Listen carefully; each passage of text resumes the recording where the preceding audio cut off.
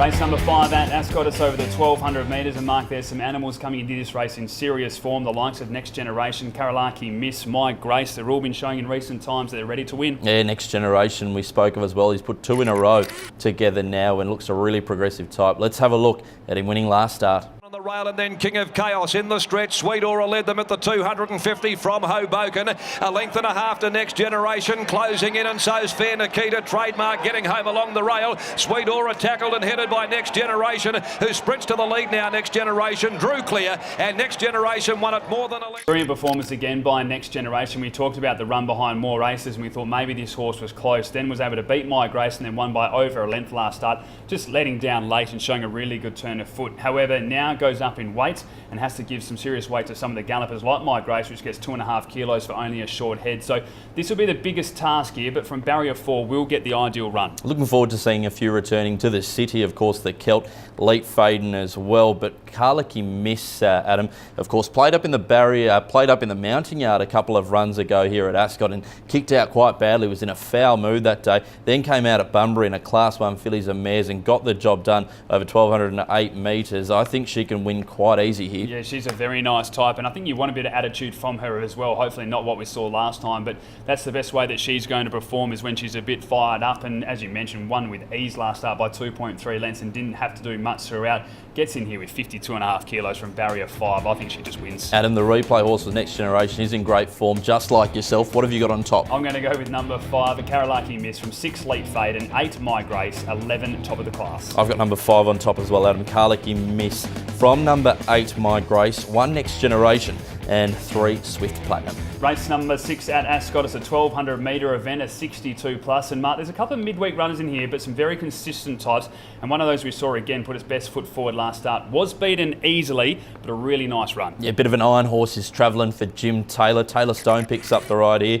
She rode last start as well. Let's have a look at that second behind Just Act Natural. So away behind them, big setup. Just Act Natural on balancing up, led by a length and a half to Floyd Travelling. Ruby Can Run, Star Glitter behind those, but Just Act Natural, he shook them off and he dashes away. Just Act Natural, he's really running home well here. Just Act Natural put 4 lengths to Travelling. Ruby Can Run, but a great return to form by Just Act Natural. Good performance there by Travelling. I'm willing just to put a line through Just Act Natural and forget about that horse, because it was just brilliant on the day, and then take a look at the rest of the field. Travelling, Star Glitter, they were in that performance, and just like the way that Travelling continued to attack the line strongly. From barrier 5 with the 57 kilos, he should get a really nice run through the early stages, has a good track and distance record. I think he's one of the better bets of the day. I'd have to agree, especially some of these midweek type and potentially Thursday and Sunday type gallopers as well, Adam. So I think he's a lovely chance as well. We've also got their number 2, Star Glitter, is in great form, also comes out of that Just Act Natural race which you just saw. It was a nice effort on that occasion. Brad Parnham rides here for Neville. Scratched on Wednesday for this assignment, and there was only 5 runners on Wednesday, so it was an interesting and bold move there as well, considering they drew barrier 1. I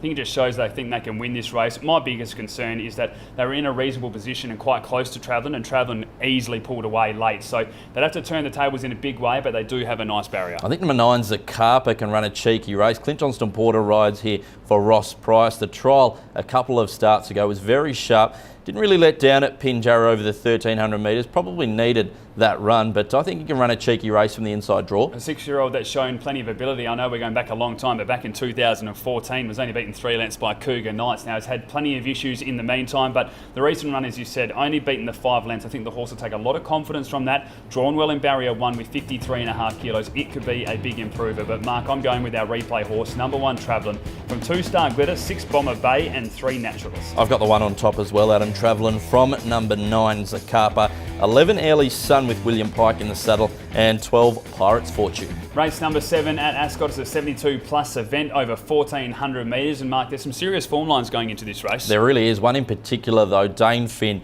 Dendee and Senso comes out of the race behind Settlers Creek. Let's have a look at Dane Finn in particular, running second. Quarter to make an impression, but Corporate Larrikin at the 250 metre mark led the way. Senzo closing the margin, however. It's Senzo racing up, grabbing the lead. Corporate Larrikin fighting back down to the 100. He again regains the lead, but here comes Settlers Creek. Dendy, Dane Finn threading his way through the field. Settlers Creek hits the lead. What I like about this horse is that you're always going to get a price for the galloper because it's trained by David Jones, and it's no disrespect to him, but he doesn't have a massive stock. So people see it and they go, well, back to, the William Pikes and the Grant Williams when they've got runners like Ripper Rio in this race. But Dane's form lines are as good as anything else going in this race. Has won 3 of its past 4, beating horses like Wicked Hunter, Foreseen, which have won since. Last start being a long head by Settlers Creek, as you saw, which has had a great campaign to date. Drawn nicely in barrier 9. There's good speed in the race. I think Dane Finn can play a big part in this race. The speed you mentioned, Adam, should come from first up Military Ruler, Maginica, and of course Key to Fame, which broke its duck last start. So really intriguing race. One who flew home last time out. Red Publisher behind Variation G. Nobody missed that run. No, you certainly couldn't. You only had to go back to the Pinjarra race on the 11th of Feb when it carried 57.5 and was only beaten 1.5 lengths by Man Booker. Dropped 3 kilos and then went to a 78 plus, and as we saw there, flashed home late.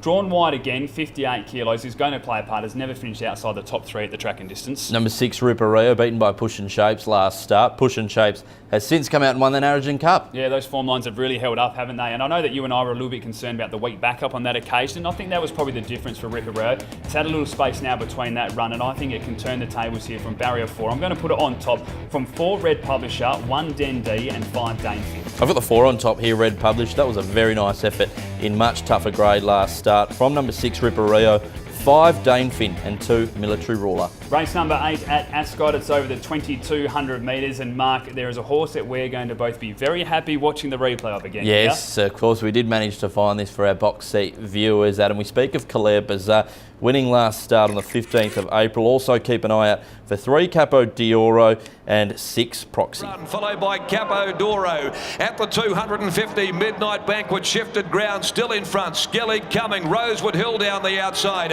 On the fence, KARLAKEE Bazaar, Midnight Banquet, KARLAKEE Bazaar, Skellig and Rosewood Hill from CAPPO Doro, but KARLAKEE Bazaar taking the short way home. Rushes to the lead in the late stages, and KARLAKEE Bazaar. Well, we interviewed Jerry Stelmack going into this race because, again, I think it was $9 out to 14 on course. In the last 4 starts, it has drifted by more than $5 on each occasion and has still been able to put in a really nice performance.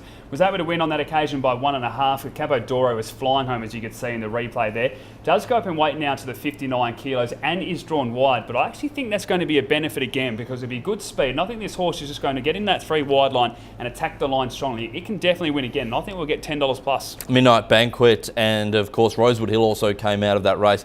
I think Midnight Banquet's working towards a nice win. Whether it's here or at Belmont's yet to be seen, but I love the way it leads, and it can be very hard to catch. Yeah, it's a very tricky horse, isn't it? It does make sure that it's run at a good tempo. I'm not sure if it'll get the job done in one of these Ascot races, but it isn't too far away. Again, they're drawn nicely, and they've got Sean McGrady on board. Number 8 at the ready comes into this off a Derby run. Was okay on that occasion as well. Lost the start, missed the start by 2 lengths behind Gadding on that occasion. He's already beaten the older horse, so I don't see why he can't do it again. No, I'm with you here. If this had been before the Derby, I would have at the ready on top. So that's the type of form lines I think. But I just took a little note of what Vintrusive did the other day at Pinjarra, and it was a horse that had a very similar prep. It had a couple of runs going into the Derby, did the Derby, and then was just a little bit flat in this run. And at the ready has now been up for a while. It's had plenty of 2,200 metre races. So I've just got a small concern, but can definitely win. I've got it in my numbers, but I'm going to go with 3 CAPPO Doro, the one that we saw flashing home in the replay. From 7 Rosewood Hill, 8 at the ready, and 1 KARLAKEE Bazaar. 8 on top for me at the ready from number 3 CAPPO Doro, 7 Rosewood Hill, and number 14 Midnight Banquet. Time now to turn our attention to the best bets of the card, and Mark, I'm going to go with race 3 number 2 Key Lister and race 6 number 1 Travelling. Okay, we've got different best bets here, Adam. I've got race 4 number 6 Caipirinha and race 5 number 5 KARLAKEE Miss. Hopefully they can all cash in and we can have a very profitable Saturday for everybody that is tuning in. Make sure you do follow us on social media. You can see them on screen at the moment, and do visit perthracing.com.au with plenty of great events coming up. On behalf of both of us, hopefully found you plenty of winners.